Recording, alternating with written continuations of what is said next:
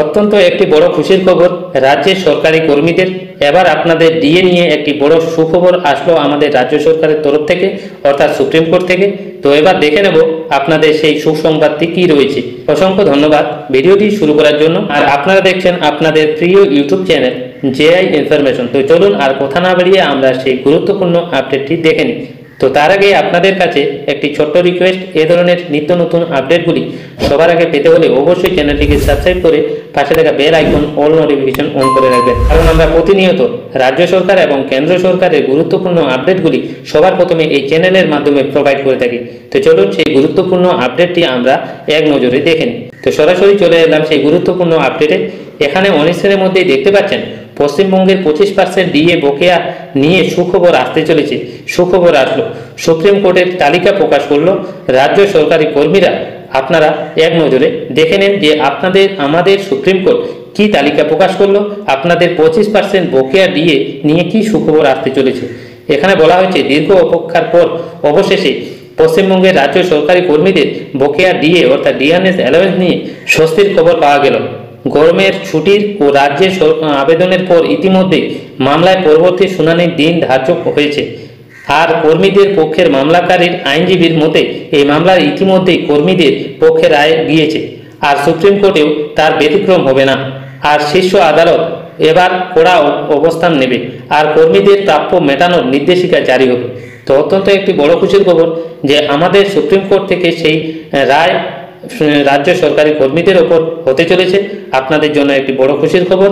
তো এরপরে যে আপডেটটি রয়েছে, যে বলা হয়েছে সুপ্রিম কোর্টের বকেয়া ডিএ মামলার নতুন আপডেট উঠে এসেছে, সেই আপডেটটি আমরা এক নজরে দেখে নেব।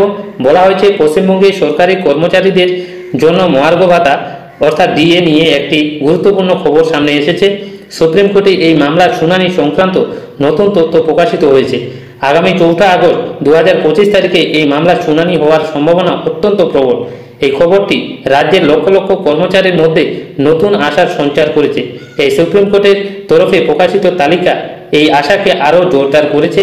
এই প্রতিবেদনের আমরা এই মামলার সর্বশেষ অবস্থান এবং তার তাৎপর্য বিস্তারিতভাবে আলোচনা করব, যে আমাদের সুপ্রিম কোর্টে কি হতে চলেছে, 4 আগস্ট কি শুনানি হবে কিনা তা নিয়ে আপনাদের এই আপডেট অত্যন্ত একটি বড় খুশির খবর। তো এরপরে আমরা দেখে নেব ডিএ মামলার বাড়তি গুরুত্ব। এখানে বলা হয়েছে যে সুপ্রিম কোর্টে সম্প্রতি 4 আগস্টের শুনানির জন্য একটি অগ্রিম তালিকা প্রকাশ করেছে। এই তালিকায় 500টিরও বেশি মামলার মধ্যে ডিএ মামলাটি 69 নম্বর স্থান পেয়েছে।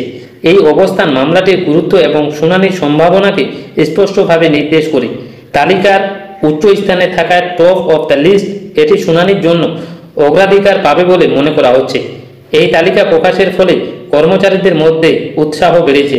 আশা করা হচ্ছে এই শুনানি মামলার চূড়ান্ত নিষ্পত্তির দিকে একটি বড় পদক্ষেপ হবে। তো আপনারা বুঝতে পারলেন যে একটি তালিকা প্রকাশ করা হয়েছে, সেই তালিকায় 500টির বেশিও মামলা রয়েছে, তার মধ্যে এই ডিএ মামলাটি 69 নম্বরে স্থান পেয়েছে।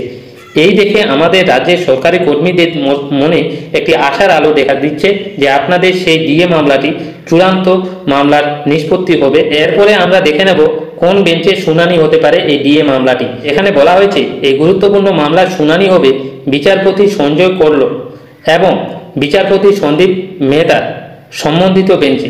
শুনানি সকাল 11টা থেকে 11:30-এর মধ্যে শুরু হওয়ার সম্ভাবনা রয়েছে। তালিকার প্রথম দিকে মামলাটির অবস্থান এই সময়সীমার সম্ভাবনাকে আরও নিশ্চিত করছে। এই বেঞ্চে বিচারপতিরা গুরুত্বপূর্ণ মামলার শুনানিতে অভিজ্ঞ, তাই কর্মচারীরা এই শুনানি থেকে ইতিবাচক ফলাফলের আশা করছেন। এই শুনানি মামলার ভবিষ্যৎ নির্ধারণ গুরুত্বপূর্ণ ভূমিকা পালন করবে। তো আপনারা বুঝতে পারলেন যে কোন বেঞ্চে আপনাদের সেই শুনানিটি অর্থাৎ মামলাটির শুনানি হতে চলেছে। আপনাদের সেই 4 আগস্টে 11টা থেকে 11:30-এর মধ্যে সেই মামলার শুনানি শুরু হতে চলেছে। তো এরপরে যে আপডেটটি রয়েছে যে ডিএ মামলার বর্তমান পরিস্থিতি কি রয়েছে। বলা হয়েছে বর্তমানে ডিএ মামলার স্ট্যাটাসে সিরিয়াল নম্বর দৃশ্যমান নয়। মূল তালিকা বা সাপ্লিমেন্টারি লিস্ট প্রকাশিত হলে এই তথ্য স্পষ্ট হবে। এই মামলার মোট বকেয়ার অত্যন্ত 25% বকেয়া ডিএর বিষয়টি প্রধানত জড়িত রয়েছে। Confederation of state government employees এবং ইউনিটি ফোরাম এই মামলার রাজ্য সরকারের বিরুদ্ধে লড়াই চালাচ্ছে। এছাড়া সরকারি কর্মচারী পরিষদ ও সংগ্রামী যৌথ মঞ্চ এই মামলার সংযুক্তি হওয়ার আবেদন জানিয়েছেন। এই সংগঠনগুলি কর্মচারীদের অধিকার আদায়ে দীর্ঘদিন ধরে সক্রিয়, তবে অর্থাৎ তাদের প্রচেষ্টা এই মামলাকে গুরুত্বপূর্ণ পর্যায়ে নিয়ে এসেছেন। এরপরে দেখে নেব শুনানির সম্ভাবনা এবং তার গুরুত্ব। বলা হয়েছে সুপ্রিম কোর্টের 17টি কোর্টের মধ্যে এই মামলাটি 69 নম্বরের তালিকাভুক্ত। এই অবস্থানের কারণে শুনানির সম্ভাবনা প্রায় 100% বলে মনে করা হচ্ছে। এর আগে গত 16 মে 2025-এ মামলাটির শুনানি হয়েছিল। সেই সময় মামলাটি 4 আগস্টের জন্য টপ অফ দ্য বোর্ড হিসেবে তালিকাভুক্ত হয়। এই অগ্রাধিকার মামলার গুরুত্বকে আরও বাড়িয়ে তুলছে। কর্মচারীদের মধ্যে এই শুনানি নিয়ে উৎকণ্ঠা ও আশা দুই রয়েছে। কর্মচারীদের প্রত্যাশা এবং সম্ভাবনা কি রয়েছে? বলা হয়েছে পশ্চিমবঙ্গের সরকারি কর্মচারীরা আশা করছেন এই শুনানির মাধ্যমে তাদের 25% ডিএ পাওয়ার পথ প্রশস্ত হবে। এছাড়াও রাজ্য সরকারকে কেন্দ্রীয় হারে ডিএ প্রদানের বাধ্য করা হতে পারে। এই কর্মচারীদের মৌলিক অধিকার হিসেবে বিবেচিত হচ্ছে। বকেয়া মিটিয়ে দেওয়ার বিষয়টিও এই মামলার একটি গুরুত্বপূর্ণ দাবি। এই শুনানির ফলাফলের রাজ্যের লক্ষ লক্ষ কর্মচারীরা জীবনে বড় প্রভাব ফেলবে। সকলের নজর এখন 4 আগস্টের দিকে। এই 4 আগস্টের দিনেই বোঝা যাবে যে কার পক্ষে এই মামলাটির রায় হতে চলেছে। বলা হয়েছে কেন এই মামলাটির গুরুত্ব বেশি। বলা হয়েছে ডিএ মামলাটি পশ্চিমবঙ্গের সরকারি কর্মচারীদের জন্য অত্যন্ত তাৎপর্যপূর্ণ। এটি শুধু বকেয়া ডিএ নয়, বরং তাদের আর্থিক নিরাপত্তার বিষয়টিও জড়িয়ে আছে। রাজ্য সরকারের নীতি বিরুদ্ধে এই মামলার একটি বড় চ্যালেঞ্জ। কর্মচারী সংগঠনগুলি দীর্ঘদিন ধরেই লড়াই করে যাচ্ছেন, এই মামলাকে এই পর্যায়ে নিয়ে এসেছেন এবং আপনাদের শুনানির ফলাফল রাজ্যের শ্রমনীতিকেও প্রভাব ফেলতে পারে। তাই এই মামলার শুধু কর্মচারীদের জন্য নয়, রাজ্যের প্রশাসনের জন্য গুরুত্বপূর্ণ। সরকারি কর্মীরা মনে করেন এই মামলার তাদের জয় নিশ্চিত, একথা রাজ্য সরকারও জানে। বকেয়া ডিএ আজ হোক বা কাল হোক মেটাতে হবে। এবার কাল বিলম্ব করে যতটা দেরি করা যায় আর কি।